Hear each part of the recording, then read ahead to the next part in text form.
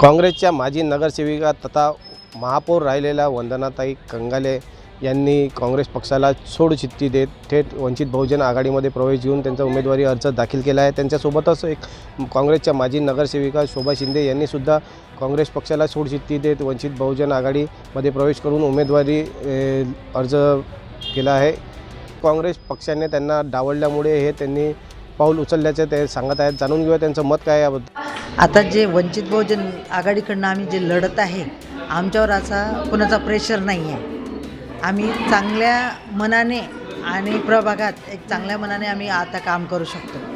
आधी कसं आमच्यावर प्रेशर राहायचं, कुठे काही काम टाकायचं आधी त्यांना विचारावं लागायचं नेत्यांना, पण आता विचारायचं काम पडणार नाही। आता प्रभागामध्ये चांगलं काम करू शकतो, चांगली साफसफाई करू शकतो, जे आमचे राहिलेले कामं आहेत तेही मनापासून करू शकतो आणि महिलांना पण सुद्धा न्याय देऊ शकतो। पत्रकार परिषद सांगितलं की काँग्रेसच्या श्रेष्ठींना कानाखालचे लोक पाहिजे, कशावरून आपण मला तो 1 ते 1.5 वर्षापासूनचा अनुभव आलेला आहे। कारण की त्यांना जे हुशार झालेले असतात ते लोक नको आहेत, त्यांना नवीन पाहिजे असते। नवीन लोकांना कसं हे 5 वर्ष काही विचार करू शकत नाही, कारण की 2 ते 2.5 वर्ष त्यांचं शिकण्यामध्ये जाते आणि 2 ते 2.5 वर्षामध्ये निवडणुका परत सुरुवात होऊन जातात। त्याच्यामुळे नवीन कॅन्डिडेट काही काम करू शकत नाही। मी काँग्रेसची 10-15 वर्षापासून काँग्रेस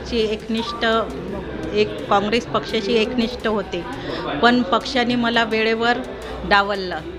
पक्षाच्या काही ठराविक लोकांनी, स्थानिक लोकांनी। आता पक्षांच्या नेत्यांनी का बरं डावललं ते मलाही माहिती नाही। त्यांच्या मनात नवीन चेहरे होते, हे अगोदर सांगायला पाहिजे की आम्हाला नवीन घ्यायचे आहे। वेळेपर्यंत मला आश्वासन देत राहिले की 5-6 वाजले होते, बी फॉर्म देतो, बी फॉर्म काही माझ्या हातात आला नाही। वेळेवर मला वंचित बहुजन आघाडीचे राहुलजी मेश्राम भाऊ आणि अलीमजी पटेल यांनी मला प्रवेश घ्यायला लावला आणि मला उमेदवार म्हणून त्यांनी घोषित केलं। नेमकं डावलण्याचं कारण काय होतं? त्यांचं म्हणणं होतं की प्रभागात तुम्हाला लाईक करत नाही आहे, तुमच्याविषयी काहीतरी बोलत आहे। हे पण बोलत कशाविषयी? तुम्ही पक्षाचे ज्येष्ठ नेते होते ना, तुम्ही सांगायला पाहिजे की नाही बा, जर एखादी चूक माणसाकडनं होते, जर चूक होत असेल तर ती सुधारून घ्यायला पाहिजे की बा कुठे चुकता, काय चुकता सांगायला पाहिजे। आणि प्रत्येक निवडणूक आली की व्यक्तींचे राहतेच, नाली, रोड, रस्ता